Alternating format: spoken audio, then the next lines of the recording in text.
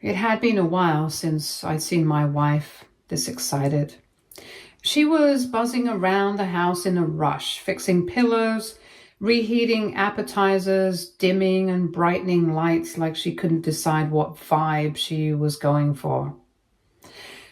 It wasn't like her to get this worked up about hosting, especially for people I hadn't even met. They were her new friends, as she called them, a group from her new job, mostly co-workers and creative types, according to her. She'd started hanging out with them more often lately, after work drinks, weekend meetups, the occasional group trip. At first, I hadn't thought anything of it. People change, right? She had a new role, new energy, a new lifestyle. I figured I'd catch up eventually. This dinner was supposed to be the start of that. She said it so casually a week ago. Hey, I was thinking maybe we could host my crew for dinner Saturday. You cool with that? As if I hadn't been practically begging her to let me be a part of her new world. I said yes immediately. Even offered to cook. She declined, said she had it under control. So I just stayed out of her way, watching her turn our place into something that didn't feel quite like home anymore. Maybe it was the candles or the furniture she rearranged, or maybe it was that I felt like a guest in my own house, like this wasn't meant for me. They arrived in waves, 5 of them, mostly women, one guy who looked like he stepped out of a fashion shoot. Everyone was polite, loud, and way too comfortable, like they'd been here before. I didn't recognize a single face, but they all seemed to know me. You must be the husband, one of them said, smiling, as she handed me a bottle of wine we'd never drink. He's even cuter than the photos, another one laughed, and I wasn't sure if I was supposed to thank her or laugh too. I settled for a weak smile. Dinner was nice, I guess. She made some roasted vegetable dish that tasted better than it looked, and they all gushed over it like she was a 5-star chef.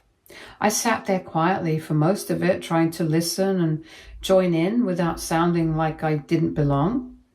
I noticed how she never introduced me beyond a quick, "This is him." No name, no warmth, like I was just one more item on the table. A chair filled. Then it happened. One of the women, Chloe, I think, asked how long we'd been married. Normal enough question, right? My wife didn't even look at me when she answered. She laughed and waved her hand like it wasn't important. Oh, him? He's just my roommate at this point. Roommate? That word hit me harder than I expected. I chuckled awkwardly, waiting for her to follow it up with a smile or something to let everyone know she was joking. She didn't. The group laughed, some louder than others, but I caught a few glances. Pity, maybe? Discomfort? Even the guy who looked like a model raised an eyebrow and shifted in his seat. I excused myself a few minutes later, claiming I had a work call, and stepped outside. I just needed air and some space to wrap my head around what I just heard. Roommate? We'd been married almost 4 years. We'd been through so much together. I'd been her cheerleader, her safe space, her sounding board. And now I was a punchline. I stayed out there longer than I meant to. Eventually I heard chairs moving, shoes shuffling, and people laughing as they walked out the door. I didn't go back inside until the house was quiet again. She was in the kitchen, loading the dishwasher like nothing had happened. I asked her point blank what that was about. Why did she say what she said? Why did she call me a roommate in front of strangers like I was some random guy she barely tolerated? She rolled her eyes. Oh my God, are you seriously mad about that? It was a joke. A joke. She said it like I was crazy for feeling anything, like I hadn't just been stripped of my place in my own marriage in front of a room full of people I'd never met. I told her it didn't feel like a joke, that her tone, Her expression felt real, like that's how she really saw me. She shrugged. Well, I mean, you don't exactly act like a husband lately. You barely go out. You don't get along with my friends. You don't make an effort. I stood there stunned because I had been making an effort. I'd been trying to connect with her for months, asking questions, offering to join her plans, suggesting date nights. She brushed me off every single time. And now she was telling me that I was the problem? I didn't yell. I didn't start a fight. I just nodded and walked out the room because if that's how she felt, if that's how she really saw me, then I didn't need to hear anything else that night. But something strange happened the next day. 2 of the women from that dinner messaged me on Instagram. They were polite but direct. One of them, Chloe again, I think, said she felt uncomfortable about something she heard after dinner. Something my wife had said when I wasn't around. She didn't go into detail, just said that if I ever wanted clarity, she'd be happy to talk. The other one, Tara, she wasn't as vague. She sent me screenshots of messages between my wife and someone saved in her phone as Jay. The messages were explicit, romantic, intimate. The timestamps overlapped with nights she told me she was out with the girls. The man in the texts wasn't just some harmless flirtation. He was one of the people at dinner. Suddenly, the roommate comment didn't feel like a joke at all. It felt like a soft launch of a life she was already living without me. Update 1. I didn't sleep that night. Not a single minute. I sat on the living room couch with the screenshots pulled up on my phone over and over again, just staring at them, like the meaning might change if I looked long enough. It didn't. They were still there, her words, her emojis, words like, "Our time is coming," and "He's just there until I can be honest." Pictures I wish I could unsee. The kind of things you say when you're already written someone out of your life, you just haven't told them yet. But what really gutted me wasn't the affair, it was the performance. Sitting across from me at dinner, laughing with her friends, planning a menu, playing the role of a wife while quietly erasing me from her reality. And she had the nerve to call that betrayal a joke. No, that was a preview. That night at dinner was her testing the waters, seeing how I'd react if she spoke her truth. And when I didn't explode, when I didn't challenge her on the spot, she assumed I'd just stay quiet forever. She mistook my shock for weakness. That was her mistake. The next morning I woke up still in the clothes I'd worn the day before. My phone buzzed with a follow-up message from Chloe, the friend who had first messaged me after the dinner. She said she hadn't wanted to interfere, but she'd been friends with Jay before my wife met him. That she distanced herself after she saw how casually they flaunted the relationship behind my back. She said she didn't want to be complicit in something so cruel. She ended her message with, "You deserve to know. People like her don't stop unless someone finally sees them for who they are." I didn't respond right away. What could I say? I showered, changed, and went back into the bedroom to find her still asleep, peaceful, unbothered, as if the last 24 hours hadn't happened. I wanted to scream. I wanted to wake her up and throw the phone in her face and ask her how many lies she had stacked on top of our marriage until it became a house built on sand. But I didn't. Instead, I went to work like I always did, because I needed time, not to think, but to prepare. By midweek, I contacted a lawyer. It wasn't a rash decision. It wasn't revenge. It was clarity. I wasn't interested in shouting matches or begging for remorse. I spent years accommodating her moods, managing her silences and covering for her when she changed plans last minute or avoided our friends. I had rationalized every distance she created. I was done doing that. My lawyer was professional and kind, the kind of man who had clearly seen every possible way a marriage could fall apart. He didn't blink when I laid out the story. He just asked for dates, documents, copies of the screenshots. We started the filing process that day. I didn't tell her immediately. Part of me wanted to wait until I had everything lined up. Another part of me, maybe a pettier part, wanted her to go on living in the fantasy that I hadn't caught on. I wanted to see if she'd admit anything, apologize, maybe even try to spin it one last time. 2 weeks after filing, I got my chance. We were in the kitchen. She was cooking pasta like nothing had changed. She hummed while stirring the sauce and even asked me if I could help set the table. I did. She made some small talk about her week. She mentioned that Jay had left town for a bit, and I almost laughed at how casually she slid that in, like I wouldn't connect the dots. And then out of nowhere, she said, "Are you still upset about the roommate comment? Seriously?" I just stared at her. She kept going. "You've been cold all week. It was just a joke. Everyone laughed. You can't seriously still be clinging to that, right?" That was the moment I realized she genuinely believed she could gaslight me into thinking I was the problem. So I told her that I knew that her friends weren't as loyal as she thought, that I had proof, that I'd filed for divorce. The shift in her face was something I'll never forget. Her smile collapsed. Her eyes didn't widen. They narrowed. She wasn't shocked. She was angry that I had taken the narrative away from her. She launched into defense mode immediately. "You're blowing this out of proportion. You weren't even around lately.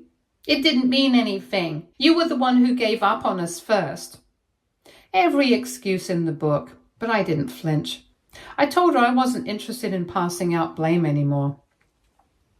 I wasn't interested in hearing her half-truths. The marriage had been dead the moment she decided to introduce herself to the world as someone else's future while keeping me as background noise. Her final shot was pathetic. "So you're just going to throw it all away over one mistake?" I said nothing, because she hadn't made one mistake. She made a choice again and again, and now she was just mad that I finally made one too. That night, I slept in the guest room. In the morning, I left for work, while she stayed curled up in our bed, probably texting someone else about how dramatic I was being. Probably still believing this was just a phase and I'd get over it. She didn't know the paperwork was already in motion. She didn't realize that the version of me who tolerated her disrespect no longer lived here. Update 2. By the end of the week, the atmosphere in the house was unbearable. She was still pretending like things could be salvaged, leaving notes near the coffee machine, asking if I wanted to talk, offering to revisit therapy like this was just a marital rough patch instead of a full-blown implosion she had engineered with her bare hands. But the act wasn't even convincing anymore. It was half-hearted, delayed, like she wasn't even sure how to sell the role of regretful wife. Maybe because it wasn't her first instinct. Her first instinct had always been control, and now she didn't have any. My lawyer had advised me to remain civil until the paperwork was in motion, but once it was clear she wasn't taking the hint, I had to draw the line. She came home late on a Thursday evening, smelling like wine and wearing the same look I'd seen after countless so-called networking nights. I didn't say anything until the next morning. We were in the kitchen again and she was pouring coffee like she belonged there, like this was just another normal day. I set the manila envelope down on the counter. It contained a printed copy of the filed divorce papers and a short note detailing what I expected next. That she leave the house within a week. That her clothes, personal items, and whatever wasn't joint property would be boxed up and available for her to collect. That I was done pretending. She didn't speak for a long time. When she finally looked up, it was like she didn't recognize me. You're kicking me out? I nodded once. She blinked, trying to process the new terms. But this is my house, too. I cut her off. No, it's my house. It was supposed to be ours. But you treated it like a hotel, like it was just a convenient place to keep your husband on standby while you shopped for replacements. Her tone switched instantly, pleading but laced with indignation. It wasn't like that. I made a mistake. It didn't mean anything. I leaned forward, calm and direct. Then you shouldn't have done it. I told her she could go stay with one of her buddies. Maybe even Jay, if he was still in the picture. Maybe ask the people she'd invited over for that cursed dinner to house her for a while. They laughed at her joke after all. Maybe they'd laugh again. And that's when she cracked. You're not being fair. You're just trying to punish me.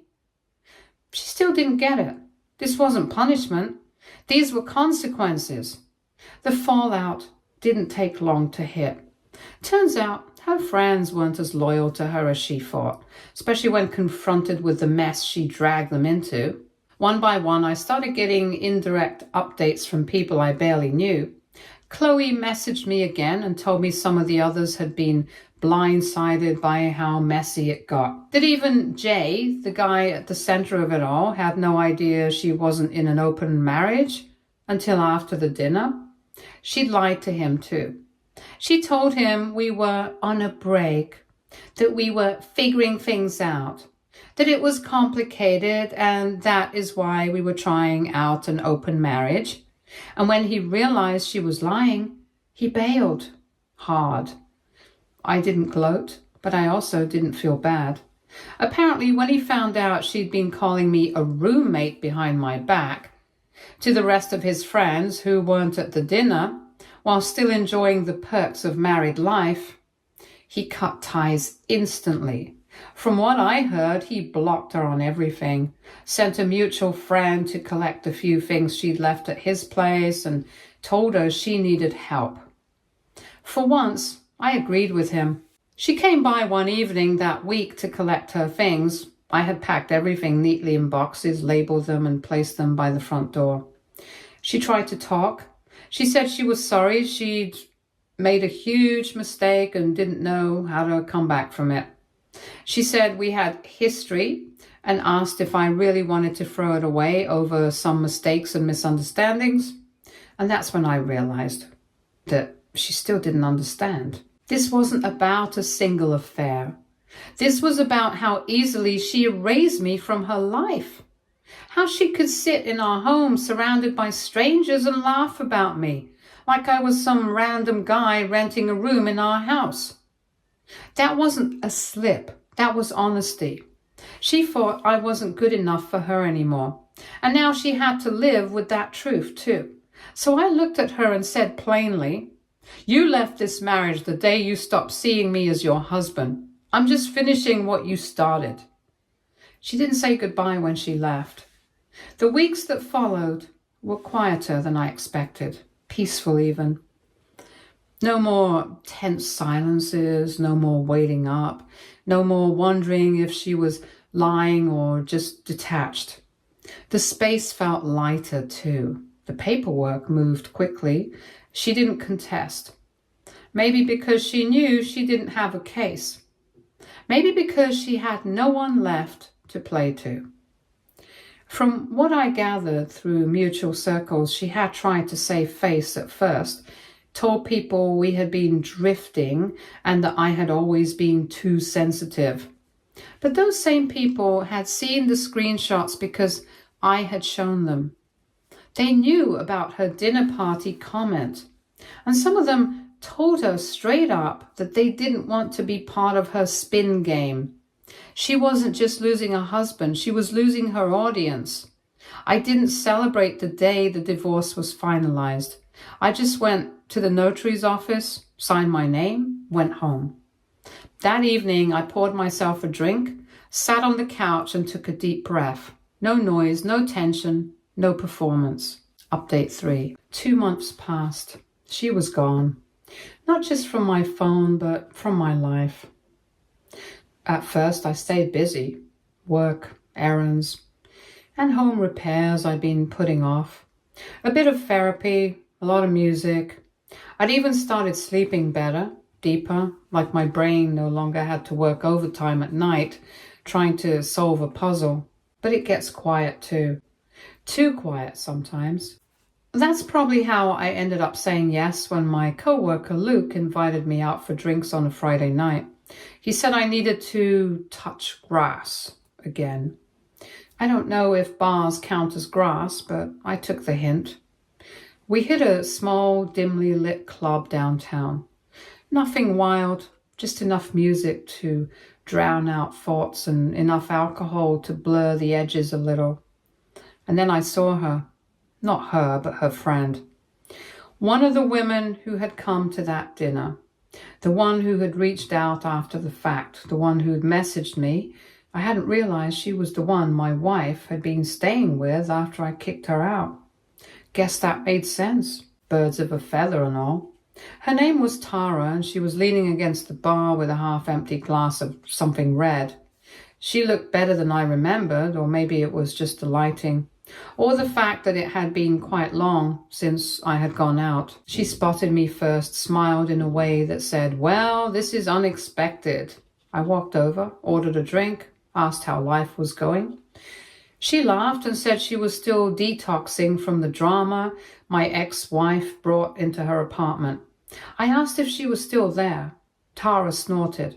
"Oh, hell no." Apparently the sympathy had a short expiration date. She said my ex started acting entitled, treating Tara's apartment like a hotel with maid service, complained when asked to help with dishes, slept all day, drank all night, spent hours trash-talking me to anyone who'd listen, even after the affair blew up.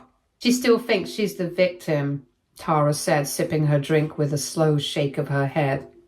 Like she was robbed of something. I didn't say much, just nodded because, yeah, that sounded about right. We stayed at the bar for another round and then a third. Somewhere between her second tequila and my fourth beer, things got blurry. She touched my arm once when she laughed. I brushed her knee accidentally and didn't move away. We were too close, too fast, but somehow it didn't feel forced. We ended up back at her place. It wasn't romantic, just two adults riding out the wreckage of their pasts with the kind of reckless energy that doesn't ask permission.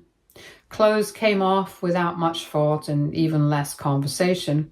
It was impulsive, messy, real. And when we woke up the next morning, tangled in sheets, hair messy, breath stale, she didn't freak out, neither did I. Instead, she reached for me again, and I didn't say no.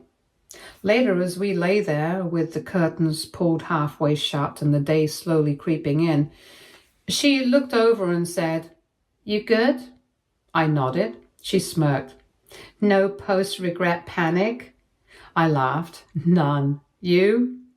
"Not even close." There was no promise, no awkward talk about what this meant, no guilt, and maybe that's why it worked. Because it didn't mean everything, but it didn't mean nothing either. I didn't expect to see her again after that, but a few days later she texted, "I made pasta. It's too much for one. You in?" I hesitated for maybe 5 seconds before replying, "Yeah, be there in 30. It became a thing. Not official, not dramatic, just easy. Sometimes we slept together, sometimes we didn't. Sometimes we just watched TV, sometimes she vented about work, and sometimes I talked about Mia, my new dog. Not a kid, thank God. Tara never asked for anything. She didn't push. And I didn't ask her what she thought this was supposed to be, because honestly, for the first time in a while, I was just enjoying something without waiting for the other shoe to drop. But the irony wasn't lost on me. Here I was, sleeping with someone who had once been a thread in my ex-wife's tangled web, and yet it felt right, because Tara hadn't lied to me. She hadn't insulted me in front of strangers. She hadn't snuck around behind my back. She hadn't made me feel like a ghost in my own marriage. If anything, she'd warned me. If anything, she'd done what no one else had the guts to do. A few people from my old circle started to notice. One even sent a passive-aggressive DM. She was my ex's friend more than mine. So you're hooking up with her friend now, real classy. I didn't reply because I didn't owe anyone a polished narrative, especially not people who stayed silent when my ex dragged my name through the dirt. I knew what they were thinking, that I was being petty, that this was revenge, but it wasn't. This wasn't about her, this was about me, choosing what felt good. Tara wasn't a rebound. She was an anchor. Update 4. Tara and I were something. Not defined, not dissected, just something that felt good and uncomplicated, which was more than I could say about anything in my last year of marriage. We saw each other a few times a week. Some nights I stayed over, others I didn't. It was easy. That Friday, she wanted to go out, said it had been a long week and she needed a little chaos. She asked me to come with her and a couple of her friends to this newly reopened rooftop club. Loud music, overpriced cocktails, bodies pressed together under neon lighting. Definitely not my usual scene anymore, but I went. The place was packed. Lights throbbed overhead, bass underfoot, and the scent of cologne, sweat, and too much perfume made the air feel like it might catch fire. Tara thrived in that kind of atmosphere. She had this energy that pulled people in without even trying. She laughed like nothing could touch her and danced like every song was her favorite. At some point, I stopped caring about anything outside the tiny radius we'd carved out. We were pressed close, her fingers curled into my shirt, her lips brushing mine as we kissed under the strobes like we were the only ones alive. And then I felt it. Something shift. Tara pulled back first, just slightly, her eyes drifting past my shoulder. I followed her gaze and saw her, my ex, standing not far from the entrance, frozen mid-step, eyes locked on us. Her expression was a mix of shock, disbelief, and the kind of pain that only shows up when someone realizes they were never as indispensable as they assumed. She didn't move right away, just stared. Then she started walking straight towards us. I didn't move. Tara stepped slightly to the side, letting her pass without confrontation, but I stood where I was. This wasn't going to be one of those awkward bar moments where you pretend not to see each other. She wanted this to be a scene? Fine. She stopped in front of me, eyebrows drawn, lips trembling more with fury than sadness. Her voice cut through the bass like she was asked if I was seriously doing this. With her, of all people. I didn't answer. She kept going, saying this was pathetic, that I had no shame, that I had clearly waited for the first warm body to roll over to let myself forget what we'd built together. She didn't notice the irony in her words. I told her I wasn't the one who'd forgotten anything. I reminded her that the person she was accusing me of sleeping with now was the same one who had the decency to warn me back when she was too busy playing house with someone else behind my back. She said I was just trying to humiliate her. I shrugged, told her that if she felt humiliated, maybe that was less about me and more about the mirror being shoved in her face. She snapped back that this was revenge, that I was only doing this to get back at her. I let that one hang in the air for a second, then told her she had that backward. This wasn't about her at all. That was the part that seemed to be bothering her the most. She looked like she wanted to argue, to scream, maybe even cry, but none of it came. Just this broken sort of silence. She looked at Tara and then at me again, and I could see it hit her that I wasn't broken, that she hadn't left behind a man waiting in emotional purgatory. I was living, and she was no longer part of that picture. When she realized I wasn't going to stop her or chase her or even ask her to calm down, she turned and stormed off towards the exit. Her friend, someone I vaguely recognized, chased after her, trying to get her to stop and breathe. People stared, but I didn't care. The moment she was out of sight, Tara slid her arm back around my waist and asked if I was good. I said yeah. She smirked and asked if I wanted another drink or if I was ready to get out of there. The crowd had already gone back to whatever they were doing before she showed up. It was like the whole moment vanished into the noise. I said we should leave. Somewhere quieter sounded better. We ended up back at her place. The silence was comfortable, not heavy.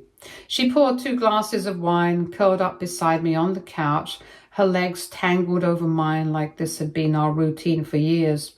She said she'd bet good money that my ex would be spinning a new story by morning. I agreed. I said she was probably already posting something cryptic about betrayal and karma. Tara asked if I cared what people believed. I didn't hesitate. I told her I didn't. Anyone who still believed her after everything wasn't someone whose opinion mattered to me. Stay tuned for more stories from our girl relationships.